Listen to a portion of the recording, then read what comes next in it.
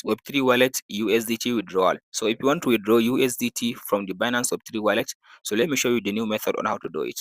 After you open the Binance Web3 wallet, go to assets. After you go to the assets, so here scroll to down and select your USDT.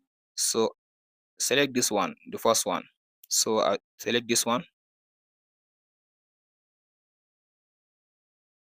So after you select this one, so the next thing to do, so now you go ahead and click on this send button.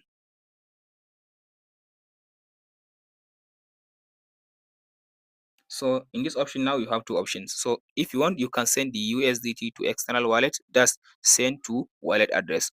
Or if you want, you can send the USDT to your own Binance exchanger. So if you want to send it to external wallet, just choose this one and add in the address. So I'll choose this one.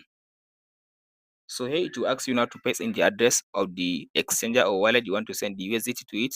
So after you paste in the address, just tap on this continue button. So from there it will ask you to confirm the amount, and it will give you a button which says confirm. So by tapping on the confirm, from there it will just send the USDT to the address you provided.